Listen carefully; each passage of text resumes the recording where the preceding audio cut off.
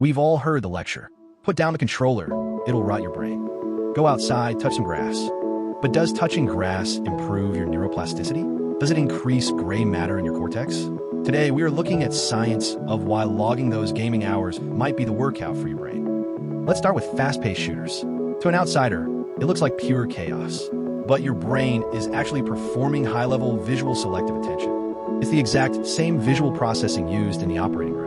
In fact, studies show that surgeons who play video games for just 3 hours a week make 37% fewer errors and perform 27% faster than their non-gaming colleagues. So next time you need surgery, you might want to ask your doctor about their K/D ratio. In the real world, failure feels terrible. But video games force us to fail constantly. You fight a boss, you get crushed, you see the screen, and you try again. Psychologists call this building grit. Games train your brain to view failure not as a dead end, but as data. You learn the pattern, adjust your strategy, and go back in. That kind of persistence is a massive advantage in the real world. But can games physically change the structure of your brain? Yes. A famous Max Planck Institute study had people play 3D platformers for 30 minutes a day. The result? Significant physical growth in the right hippocampus and prefrontal cortex, the areas controlling memory and strategic planning. Navigating complex 3D virtual worlds forces your brain to adapt and grow. It was literal neurological hypertrophy. You're welcome, Mom. Finally, let's kill the myth of the antisocial gamer. If you have ever tried to coordinate a raid with 20 random people from 3 different time zones, you know it's pure chaos. Managing that chaos requires high-level communication, conflict resolution, and leadership. Gamers who play co-op regularly show increased pro-social behaviors in real life.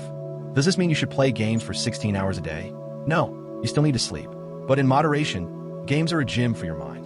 They keep your reflexes sharp and your resilience high. What happens when we strap into a driving simulator or throw on a mixed reality headset? Your brain is calculating physical space. This builds profound spatial intelligence.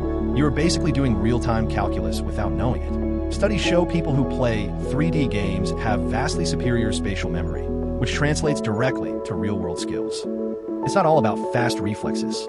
Let's talk about the strategy nerds. If you play games involving base building, resource management, or complex skill trees, you are not just a gamer. You're a systems architect. These games require computational thinking. You have to understand inputs, outputs, and bottlenecks. You are essentially learning the foundational logic of computer programming and engineering, just wrapped in a fun, dopamine-heavy package. You learn to break massive, overwhelming problems down into small, actionable steps. That is pure executive function. But here's where it gets truly mind-blowing. The benefits aren't just for healthy people trying to get smarter. Gaming is actively being used in modern medicine to heal the brain. Doctors are using mixed reality and custom game engines with hand tracking to help stroke patients regain motor control. By gamifying physical therapy, patients stay engaged longer, and the brain actually rewires its neural pathways faster to restore movement. Gaming is also being used to keep senior citizens' minds sharp. Games aren't just toys anymore. They're digital medicine. From surgeons making fewer errors to stroke patients regaining their independence.